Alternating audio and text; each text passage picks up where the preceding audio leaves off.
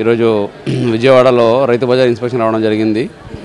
Rythu Bazar inspection mainly 2-3 పాయింట్స్లో ముఖ్యంగా జరుగుతుంది. ఒకటి స్వచ్ఛంద స్వర్ణాంధ్రలో భాగంగా సిటీలో అలాగే జిల్లాలో ప్లాస్టిక్ బ్యాన్ జరిగింది. ఆ ప్లాస్టిక్ బ్యాన్ ఎంతవరకు అమలు అవుతూ ఉంది, అలాగే వచ్చేవాళ్ళలో డిసిప్లిన్ వచ్చిందా లేదా, అలాగే ఈ షాప్స్ కూడా ఏదైతే ఉన్నారో వాళ్ళు ఇంకా పాలిథిన్ వన్ వాడుతున్నారనేది ఒకటి. రెండోది ఈ కూరగాయలు ధరలు ఎలా అమ్ముతున్నారు, ఎక్కడి నుంచి తీసుకొస్తున్నారు, అది మనము ముందుగానే నిర్దేశించిన ధరకే అమ్ముతున్నారా లేదా ఎక్కువగా అమ్ముతున్నారా, బోర్డు పెట్టినారా, సో ఈ విషయం గురించి ఆరా తీయడం జరిగింది.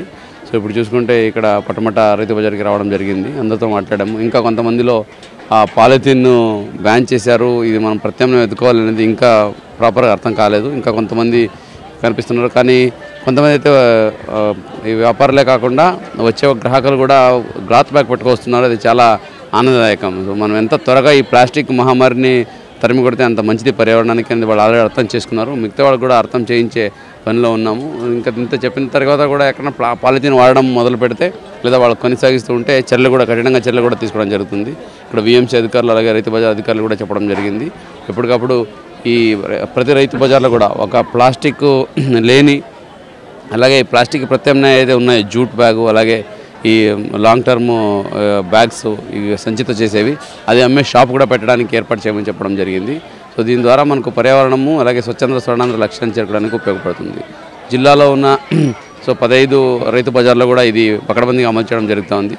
వాళ్ళ కూరగాయలు పొలం నుంచి తెచ్చినా లేదా హోల్సేల్ మార్కెట్ నుంచి తెచ్చినా బయట నుంచి తెచ్చినా సో ఇక్కడ అమ్మేది మాత్రం అమ్ముతున్నప్పుడు మాత్రము కంపల్సరీగా పాలిథిన్ వాడడానికి లేదు. అలాగే ధరలు అయితే ఉన్నాయో ఇది మార్కెటింగ్ అధికారులు నిర్దేశించిన ధరకే అమ్మాలి. అది బోర్డు కూడా పెట్టాలి ప్రతి చోట. సో రైతులు కూడా ఆ బోర్డుని పెట్టాలి. అట్లాగే వచ్చే వాళ్ళకి కూడా తెలియాలి ఈరోజు ఏమేమి కూరగాయలు ఏ ధరలు ఉన్నాయనేది పబ్లిక్కి తెలియాలి. సో దానికి ₹1 ఎక్కువ అమ్మినా కూడా వాళ్ళ మీద కఠిన చర్య తీసుకోవడం జరుగుతుంది. అలాగే షాప్స్ ముఖ్యంగా ఫిజికల్ హ్యాండిక్యాప్స్కి అలాగే మహిళలకి ఇవ్వడం జరిగింది. సో వాళ్ళే లేదా వాళ్ళకి ఆల్రెడీ ఆ పర్మిటెడ్ అటెండర్తో పాటే దాన్ని వాళ్ళు రన్ చేయాలి. ఇది కాకుండా మనం బెనామా పెట్టుకుంటాము, మేము వేరే బిజినెస్ చేసుకొని ఇక్కడ ఇంకొకరితో పెట్టి చేస్తామంటే కుదరదు. ఇవన్నీ ఎప్పటికప్పుడు జాగ్రత్తగా మానిటర్ చేస్తూ ఉన్నాము.